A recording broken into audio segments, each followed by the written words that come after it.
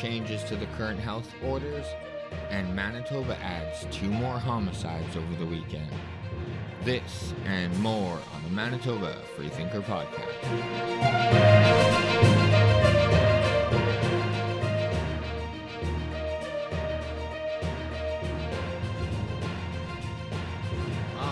Manitoba, welcome back to another show, ladies and gentlemen. I hope you're having a wonderful day as always. Quick question, how did you guys make out over the weekend?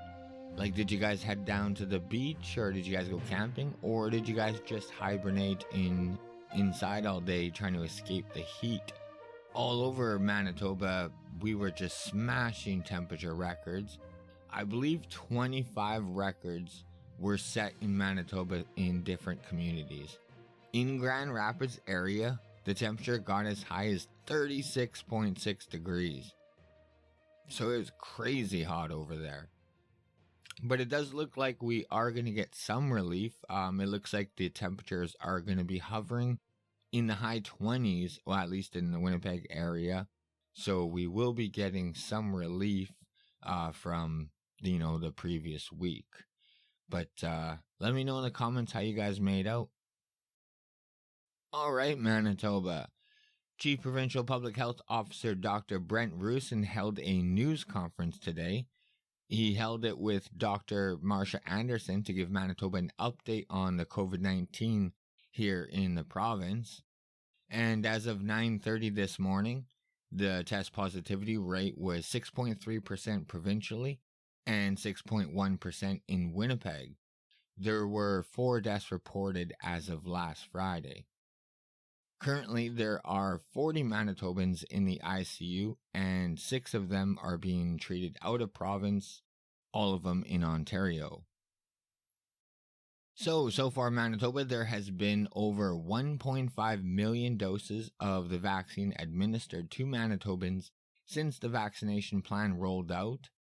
That 74.8% of Manitobans aged 12 and up have now received their first shot, and 50.2% of Manitobans aged 12 and up have now received their second shot.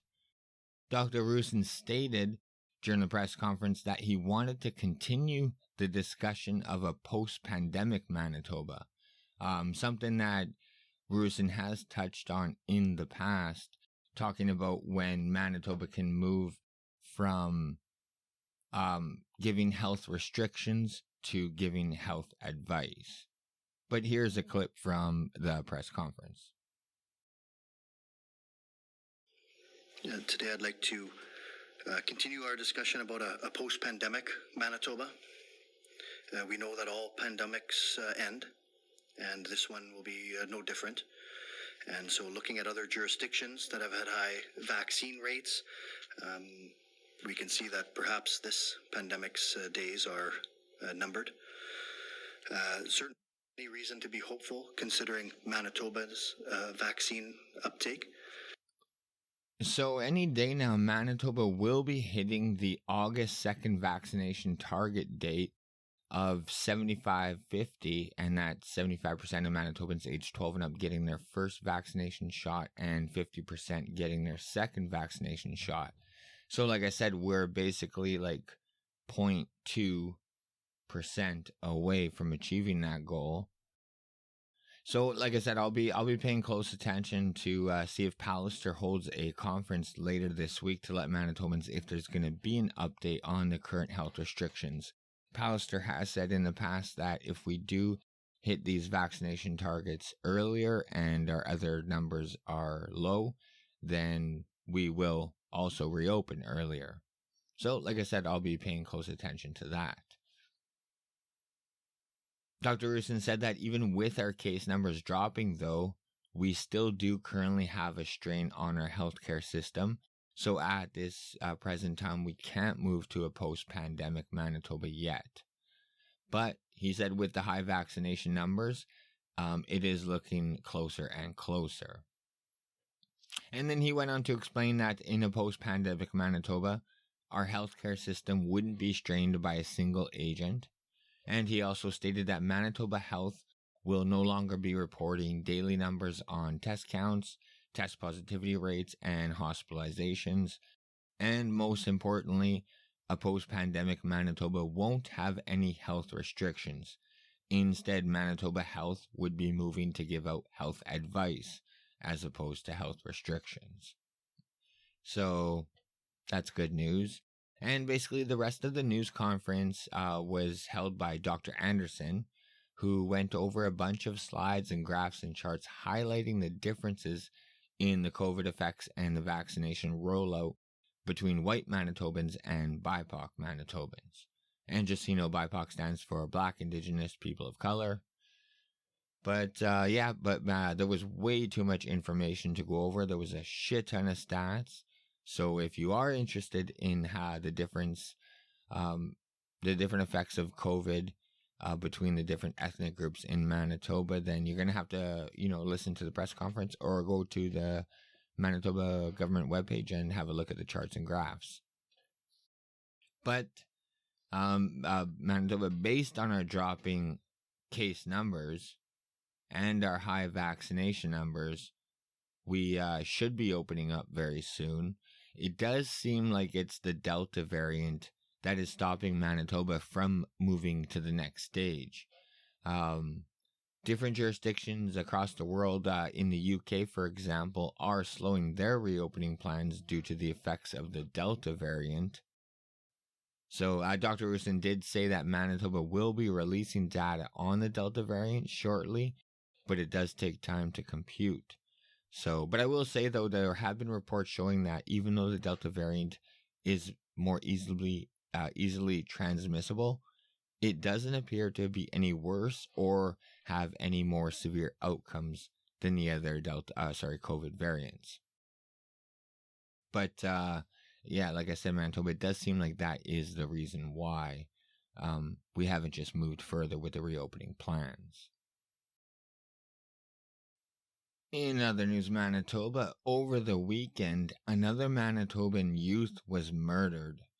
And like I said a few shows ago, this does seem to be a growing trend in Manitoba. If you guys recall, last week there was a 12-year-old Manitoban who was stabbed and later died as a result from the injuries. And a 19-year-old female was arrested in connection with that incident. This time it was a 17-year-old who was fatally stabbed from the Winnipeg Police Service. On July 4th, 2021, approximately 3:30 a.m., Winnipeg police responded to reports of an assault at an apartment block located in the 300 block of Assiniboine Avenue. A male victim was transported to hospital in critical condition, where he succumbed to his injuries. The victim has been identified as Jaden Charles John Oman, a 17-year-old male. Members of the homicide unit continued with the investigation. It is believed that the victim and the male acquaintance were involved in an argument that escalated to an assault. The acquaintance was taken into custody by responding officers soon after, and it appears Samuel David Hastings, a 19-year-old male from Winnipeg, has been charged with second-degree murder. And it wasn't just the Winnipeg police that had a busy weekend. Manitoba RCMP were also busy over the weekend investigating a shooting incident that took place in Dauphin, Manitoba, and a homicide incident that took place in Selkirk, Manitoba. So from the RCMP, Dauphin RCMP respond to a shooting incident. On July 1st, 2021, approximately 11:30 p.m., Dauphin RCMP responded to a shooting incident on 5th Avenue in Dauphin, Manitoba. A 25-year-old male was walking on the sidewalk when he received a gunshot wound to his lower body. Officers determined the shots came from inside the residence. RCMP contained the area around the house, and the suspect exited the home and was arrested without incident. There had been other people in the home at the time, but there were no other injuries. The suspect and victim are known to each other. An 18-year-old male remains in custody with pending charges, and the victim was transported to Winnipeg Hospital, with with non-life-threatening injuries, and the investigation continues. And from the Selkirk RCMP, investigating homicide. On July 4th, 2021, approximately 5 a.m., Selkirk RCMP responded to a report of a disturbance at a residence in the city of Selkirk. Upon arrival, a 22-year-old female was located and she was deceased. The matter is being investigated as a homicide. Selkirk RCMP, along with other major Selkirk RCMP, along with other major crime services and forensic identification services, continue to investigate. So, like I said, Manitoba is still continuing its trend to stay in the top provinces for the highest murder rate per capita. I believe this brings Manitoba to 19 homicides this year, barely 6 months in. So, like I've stated in previous shows, Manitoba has 3 of the top 10 most dangerous cities in Canada. And judging by our news releases, it doesn't seem like that's slowing down anytime soon. It seems like I said, a growing trend with young people killing each other. Like a 12-year-old dead, a 17-year-old dead, 22-year-old dead, and all the assailants are also young. 19 years old, 17 years old, another 19-year-old. So, I don't know what's going on. We definitely have a problem. Unlike our American friends, we don't have a gun problem here in Canada, but we do have a crime problem. Definitely have a crime problem. So it tells me that it's not the weapon itself. It's not the weapon that's the problem. It's obviously the people. You know, a gun or a knife can be used as either a tool or a weapon. Just depends on who's the person holding it. So I just think we need harsher punishments for violent crimes. You know, we need to stop focusing on victimless crimes in Canada, and we need to severely punish those who commit serious offenses like murder and rape. There doesn't seem to be much of a deterrence factor here in Canada because, like I said, these numbers aren't slowing down. They're only getting worse and worse, and the worst part is the victims are becoming younger and younger, and the perpetrators are also becoming younger and younger. So this is a trend that definitely has to stop. And like I said, it has nothing to do with guns. All right, Manitoba. In other news around the province, coming from CBC Manitoba, unfortunately, there was a 4-year-old who drowned over the weekend in a swimming hole on a Manitoba Hutterite colony. A 4-year-old boy was found dead in a swimming hole on a Hutterite colony on Sunday evening after an extensive search, including the use of fishing sonar equipment, rescuers say. Emergency crews were called to the gravel pits on Taylor Road just north of Petersfield, Manitoba, about 5 p.m. Clandeboye Fire Chief Ed Paskarak said, and they called the Matlock Fire Department for help. 2 Zodiac boats went out on the water, which is on the property of the Netley Hutterite colony, about 50 kilometers north of Winnipeg, to look for the boy. Firefighters waded in the water with poles, while the Hutterite Emergency Aquatic Rescue Team, local RCMP, and STARS Air Ambulance also responded. Manuel Mendel, co-captain of HART, which is the Hutterite Emergency Aquatic Rescue Team, said a family was visiting the colony and went for a walk and then swam when a swim when one of the children went out of sight. The family is from the rural municipality of Dufferin, about 80 kilometers southwest of Winnipeg. There is a shallow area where you can swim, and then it goes quite steeply, said Mendel. The child wasn't wearing a life jacket, and sometimes when there's a crowd of people, it's hard to keep track of all the people in the water. It's just a terrible tragedy.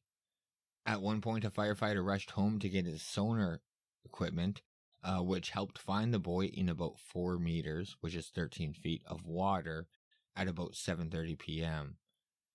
It was just a very sad series of events, and our hearts goes out to the family and relatives of the deceased boy. So, man, like I said, that is a very terrible story that happened over the weekend. My condolences also goes out to the family. This is why I'm a big believer in swimming lessons. The younger the better. Especially living here in Manitoba. And I'm not placing any blame, and I'm not saying it would have made any sort of difference if the 4-year-old had taken swimming lessons. Maybe they have, I don't know. I'm just stating I think that swimming is an important skill that every Manitoba should know how to do, and that's regardless of age. My daughter was at the level right before lifeguarding at 12 years old. And she was taking those lessons the same time my mom in her 60s decided that she wanted to learn how to swim properly. And she was basically in a beginner class. So I'm just saying it's never too late to learn Manitoba, irregardless of age. It does not matter. But to cap off the show, ladies and gentlemen, for the sports fans out there is some good news for Manitobans. At least Manitobans who have been fully immunized. Winnipeg's Valor FC, and for those who don't know, that's the soccer team playing in the Canadian Premier League. They will be allowing fans into IG Field this Wednesday to watch live games. They will be allowing up to 2,000 fans to attend the game on July 7th, and for the rest of the matches scheduled for this summer. So they are following in the footsteps of the Winnipeg Blue Bombers, who already announced that when their season starts in August, they also will only be allowing fully immunized fans into the stands. So this has left a bad taste, I know, for some Bomber fans, because other teams throughout the league are not demanding fans to be immunized to attend games. And just being on Twitter, I've seen quite a few responses of how they are losing their fans by doing this, by segregating Manitobans and making two classes.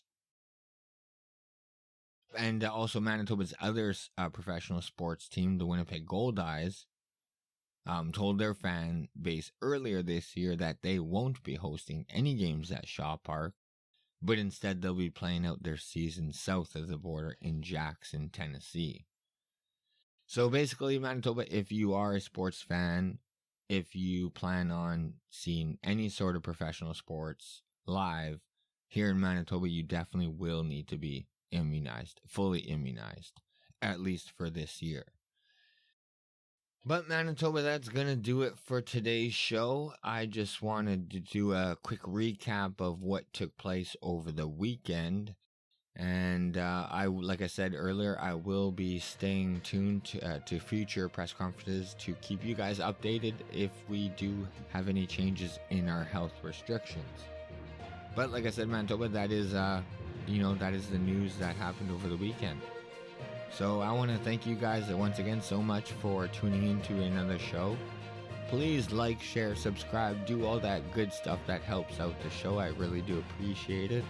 If you want to follow me, you could follow me on Twitter at mbfreethinker, or you can check out my webpage. It's pretty basic, but it's mbfreethinker.wordpress.com, and you can follow me on Facebook or whatever, become Facebook buddies with me on Facebook, Manitoba Freethinker, and I have a YouTube channel, but I'm not updating every show on there at the current moment. So if you want to listen to all my shows, podcasting is the best way to do it. I'm on most podcast platforms. Still, again, I'm not on Apple, so that's just it. But other than that, Manitoba, thank you so much, and I will catch you guys in a couple days. Bye.